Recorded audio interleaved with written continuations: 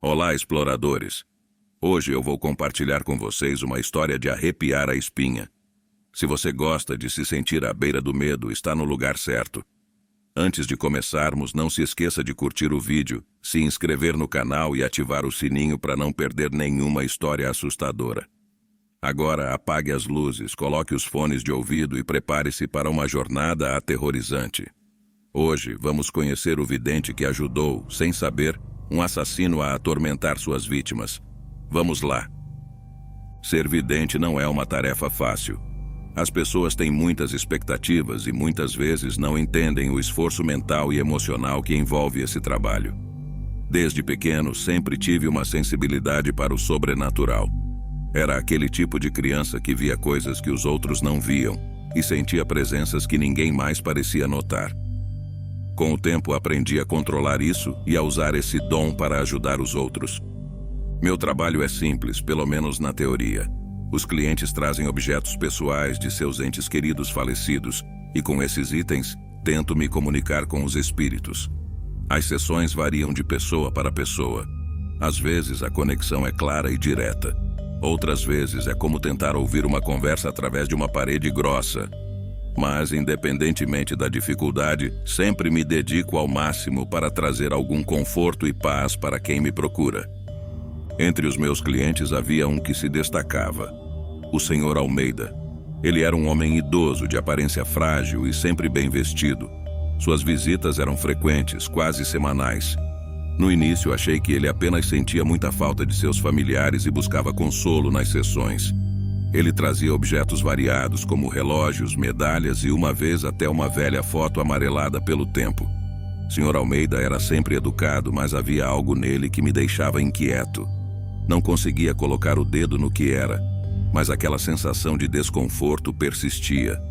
Sempre que ele chegava, meu estômago se revirava um pouco e meu instinto me dizia que havia algo errado. Mas, como profissional, mantive minhas preocupações para mim e continuei a atendê-lo. Cada sessão com o Sr. Almeida era desgastante. Parecia que toda vez que ele saía, eu estava mais exausto do que o normal. Meu corpo parecia carregar o peso de algo que eu não conseguia entender. Minhas noites começaram a ser perturbadas por pesadelos intensos e vívidos, onde me via cercado por sombras e sussurros indistinguíveis. Foi aí que as coisas começaram a ficar realmente estranhas. Comecei a sentir enjoos repentinos e sem motivo aparente. Acordava com hematomas no corpo, sem lembrar de ter me machucado. Os barulhos estranhos na casa aumentaram, como se algo ou alguém estivesse tentando se comunicar comigo de uma maneira mais direta e perturbadora. Minhas desconfianças começaram a crescer em relação ao Sr. Almeida. Ele parecia sempre observar meus movimentos com um interesse mórbido, e certa vez o peguei tentando mexer no meu cronômetro durante uma sessão. Aquilo foi um grande alerta para mim. Decidi que precisava descobrir o que estava realmente acontecendo. Não podia mais ignorar os sinais.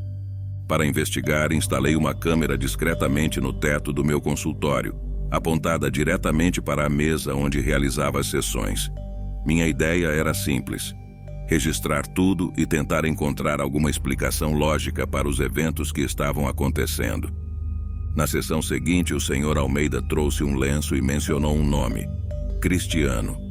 Eu fiz meu trabalho tentando manter a calma e agir normalmente, mas estava ansioso para revisar a gravação depois que ele fosse embora. Mal sabia eu que o que estava prestes a descobrir mudaria minha vida para sempre. Naquela noite, assim que o Sr. Almeida saiu, fui direto revisar a gravação. Minha mente estava a mil, tentando juntar as peças do quebra-cabeça que ele parecia representar. Sentei-me em frente ao computador, coloquei os fones de ouvido e apertei o play. No início, tudo parecia normal. A imagem era clara, o áudio capturava os sons da sala, incluindo minha voz e a do Sr. Almeida. Eu comecei a sessão como sempre, com uma breve meditação para abrir o canal de comunicação com o outro lado. Sr. Almeida estava calmo, quase sorridente, segurando o lenço com uma delicadeza perturbadora. Quando comecei a chamar pelo nome Cristiano, o ar na sala pareceu ficar mais pesado. Senti uma pressão no peito e uma leve tontura. Isso, claro, não foi capturado pela câmera. mas os olhos do Sr. Almeida pareciam brilhar com uma intensidade que eu nunca havia visto antes. Havia algo de predatório naquele olhar. Foi então que notei algo estranho na gravação. A imagem começou a tremeluzir, como se a câmera estivesse tentando ajustar o foco sozinha. De repente, minha voz mudou. Não era mais a minha voz. Era mais grave, desesperada. Eu via meu próprio corpo ali, mas as palavras que saíam não eram minhas. Cristiano, por favor, me ajude. Eu preciso de paz. Ele me encontrou. Ele nunca vai me deixar partir. Meu coração disparou. O que estava acontecendo? Continuei assistindo, sem piscar. O Sr. Almeida, que até então parecia um velhinho inofensivo, começou a falar com uma voz fria e cruel. Você sempre será meu, Cristiano. Nunca haverá paz para você. Ele então tirou do bolso uma série de fotos polaroides. O horror tomou conta de mim quando vi as imagens de jovens mutilados, com expressões de dor e medo eternizadas nas fotos. O Sr. Almeida sorria enquanto olhava para as fotos, um sorriso doentio que me gelou até os ossos. Desliguei a gravação e recuei na cadeira, respirando fundo para tentar controlar o pânico. Precisava pensar com clareza. Quem era esse homem? E o mais importante, o que eu deveria fazer agora? Passei a noite em claro, revendo a gravação repetidas vezes, tentando entender cada detalhe, cada palavra. A verdade começou a se desenhar diante de mim. Sr. Almeida não estava buscando conforto ou conexão com seus entes queridos. Ele estava usando minhas sessões para atormentar as almas de suas vítimas. Com essa revelação, minha desconfiança se transformou em medo puro. Precisava tomar uma decisão. Não poderia continuar ajudando aquele monstro, mas também sabia que não podia confrontá-lo diretamente. Ele era perigoso e eu não fazia ideia do que ele poderia fazer se descobrisse que eu sabia de seus segredos. Decidi que a única opção era chamar a polícia. Mas como explicar a situação sem parecer louco? Precisava de provas e, felizmente, eu tinha a gravação. Passei o dia seguinte editando os trechos mais relevantes e anotando todos os detalhes que pudesse lembrar sobre o Sr. Almeida e suas sessões. Tinha que garantir que minha história fosse convincente. Finalmente, tomei coragem e liguei para a polícia. Expliquei o básico da situação e agendei uma reunião para entregar as provas. Quando desliguei o telefone, uma sensação de alívio misturada com medo me inundou. Estava fazendo a coisa certa, mas sabia que o caminho pela frente seria perigoso. No dia da reunião, levei meu laptop com a gravação e minhas anotações.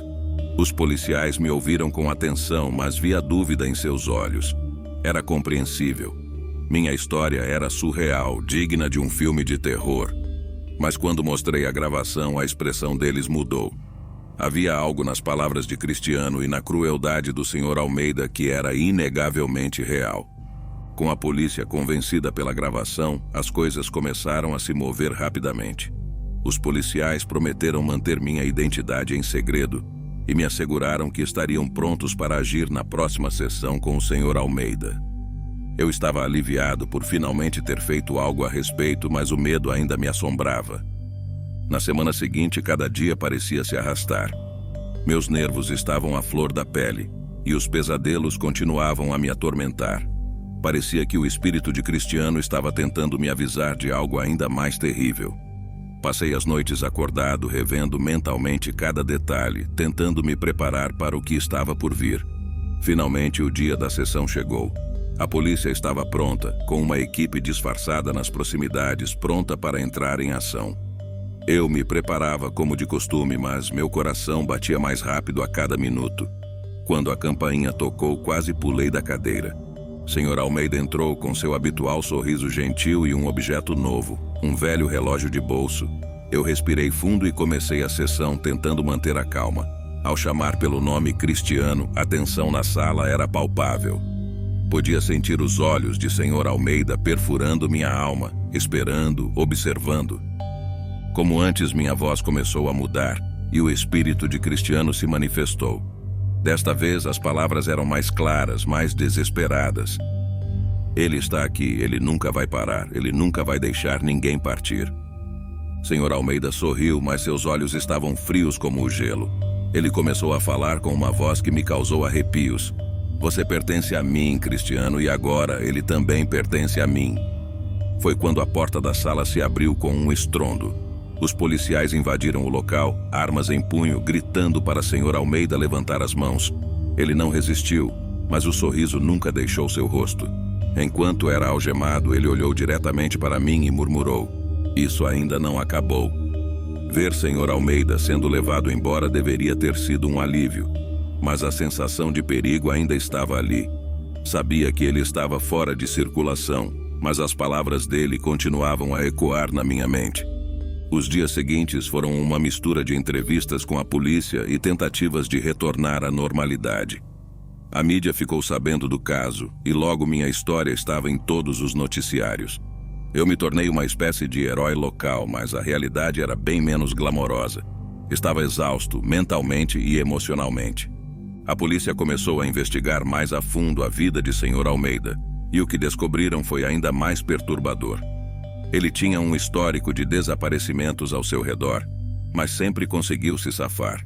As fotos polaroides encontradas em sua casa revelaram uma galeria de horrores com vítimas que foram identificadas como jovens desaparecidos ao longo de décadas.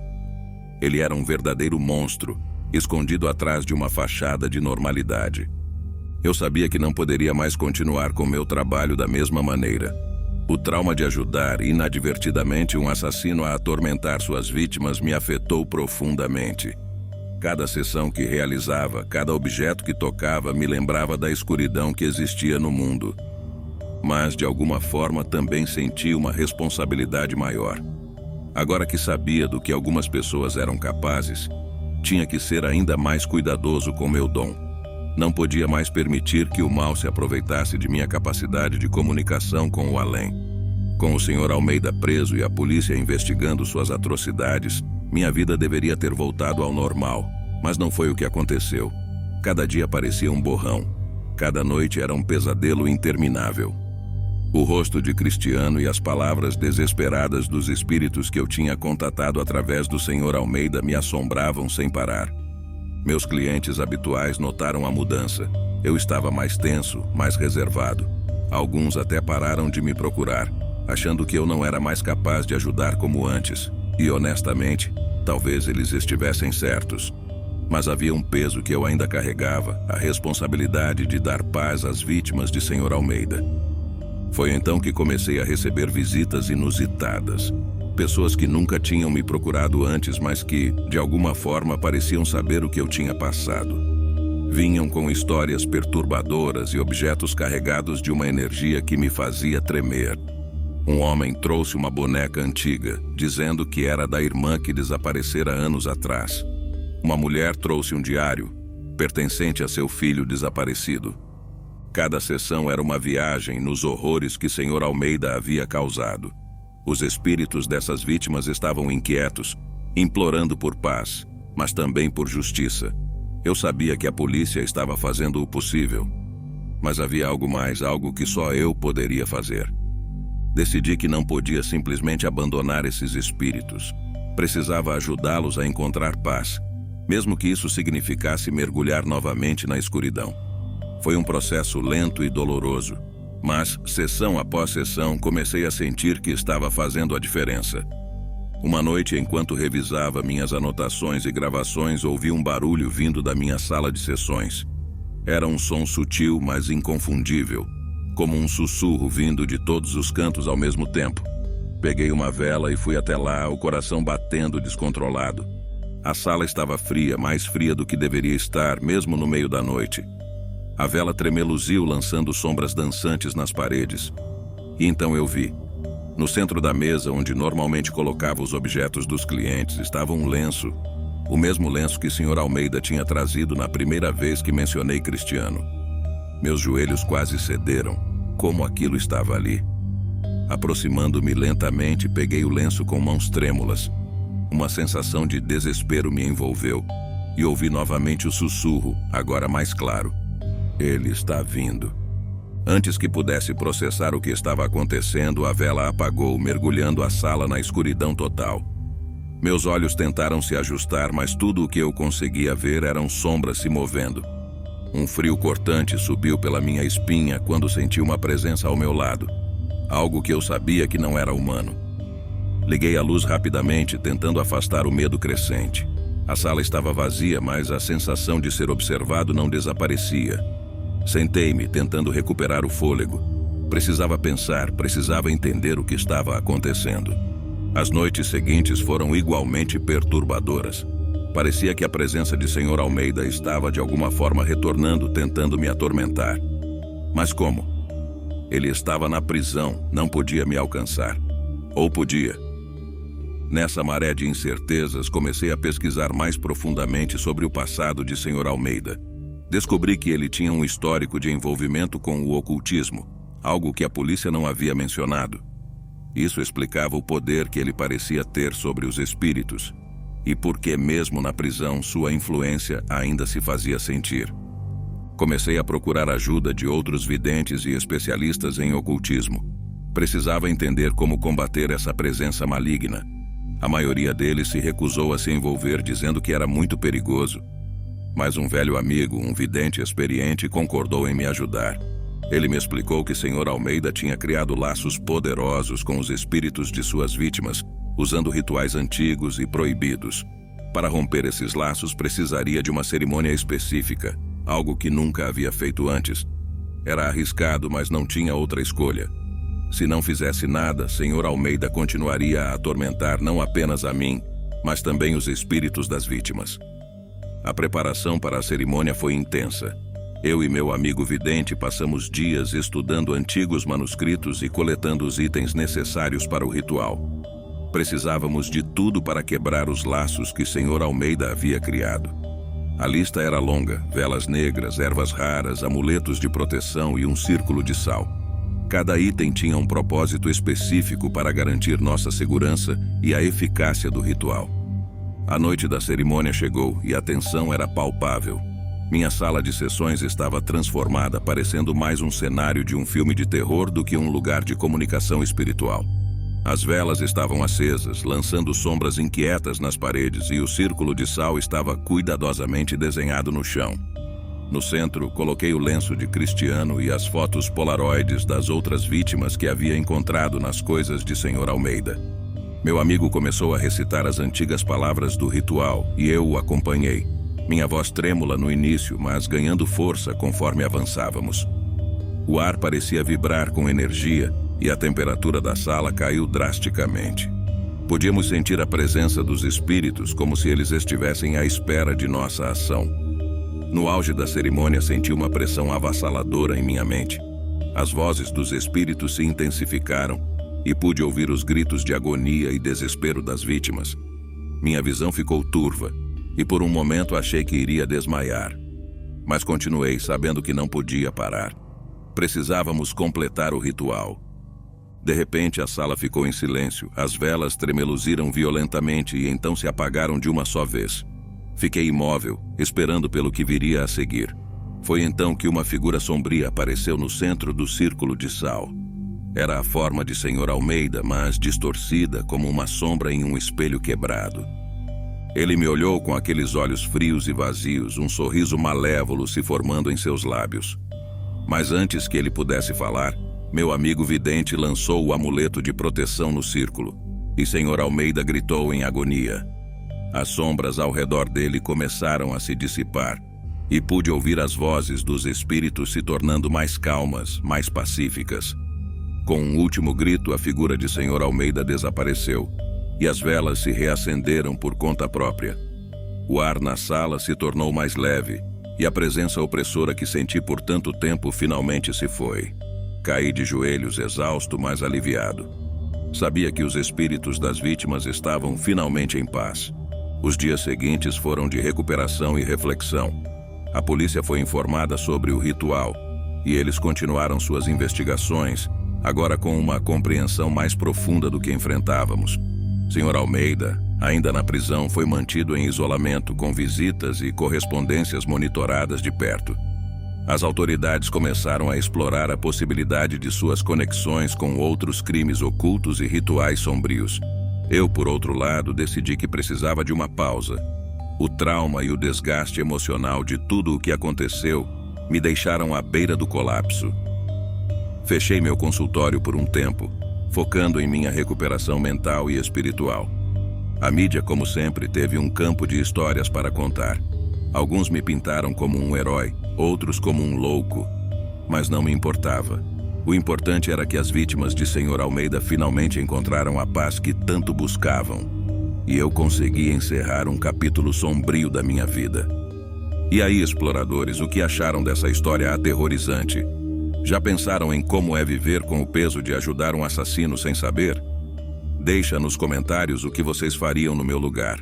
Se gostaram da história, não esqueçam de curtir o vídeo, se inscrever no canal e compartilhar com os amigos. Até a próxima e durmam bem, se puderem.